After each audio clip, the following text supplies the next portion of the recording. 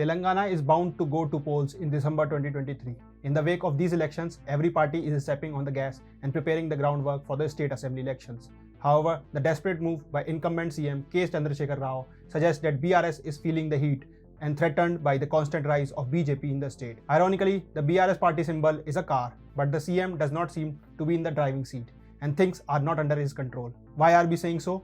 Firstly, the constant use of foul and unparliamentary language by BRS leaders, including CM KCR, clearly indicate that the party is badly rattled by BJP's emergence in the state. However, the recent coercive move against BJP leaders right before PM Modi's state visit dispelled any doubt. Namaste and welcome to TFI Post. I'm your host Paurush Gupta. Let's begin.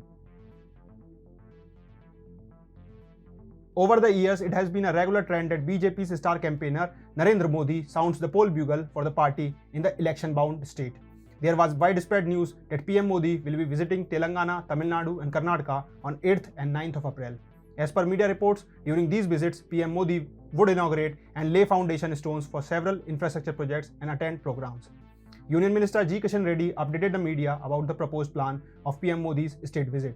He stated that PM would inaugurate projects worth 11,000 crores in Telangana. As per the program, PM Modi flagged off a Vande Bharat train and new MMTS services. Later on, he also laid the foundation stone for modernization of Secunderabad railway station. He also performed Bhumi Pujan for 6 national highway projects worth 7,500 crores and the development of AIIMS BB Nagar, which is worth over 1,300 crores. In the wake of PM Modi's state visit, the BRS government came down heavily on BJP's state leadership. In an emergency move, the state police took BJP's state president Bandi Sanjay Kumar into custody from his home around 11 PM on Wednesday, that is April 5th, without giving any explanation.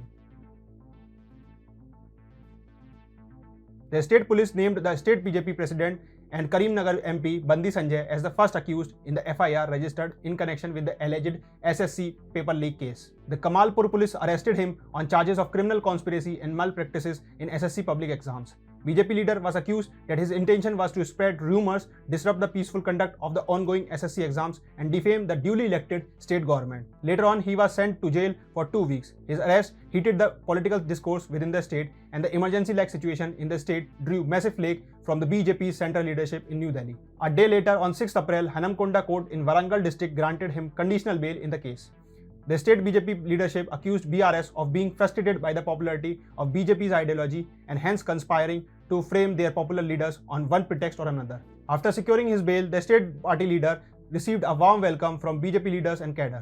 Speaking about the development, BJP spokesperson NB Subhash said, and I quote, "Finally, truth won in the political war orchestrated by Chief Minister K. Chandrasekhar Rao," unquote. Further, he also alleged that CM KCR and his party BRS desperately wanted to keep their party chief Bandi Kumar inside jail. As per his claim, the BRS did it to prevent Bandi Kumar from participating in programs that Prime Minister Narendra Modi would attend on Saturday's 8th of April. Among political circles, this arrest of BJP president is seen as a sign of hostility between the BRS and BJP. In a way, BRS has given a cold signal to PM Modi's state visit and demonstrated that it has taken the BJP's challenge very seriously. However, it has no democratic response to tackle the rise of BJP and PM Modi's popularity in the state. While the BJP is banking on the big-ticket infrastructure development push and announcement by PM Modi, the incumbent BRS seems to have adopted these coercive methods to retain its government. In the past, CM K. Chandrasekhar Rao has been making outrageous remarks and panicky moves that again highlight the BRS car is wobbling and it not prepared for the Modi wave. Rather than fighting it hard politically and logically to counter the BJP's emergence within the state, BRS seems to be resorting to using brute force and issuing public threats. However, it is forgetting that taking desperate measures to avoid uncomfortable situations is a sure shot recipe for disaster. Its approach is impulsive and ignores the root cause of the problem. The KCR government has fallen short on fulfilling the development needs of the citizen and has only played second fiddle to a smaller party, AIM, run by Asaduddin Owaisi. To check the BJP's rise, BRS has not refrained from following the despicable politics of appeasement. Instead of consolidating the party's stature in the state, BRS has been fostering the idea of going pan-India just to keep KCR's name in the race for wannabe PMs in the coming future. After his bail, Bandi Sanjay sharing the stage with PM Modi will be a momentum shifter for the BJP, as it will highlight the desperate and undemocratic functioning of the BRS government and challenge it on key development issues. On this account, BRS seems to be badly falling short. It will not be wrong to say that BRS has made its first move in welcoming PM Modi to the state. Now the ball is in PM Modi's court, who is famous for smashing his opposition to the ground.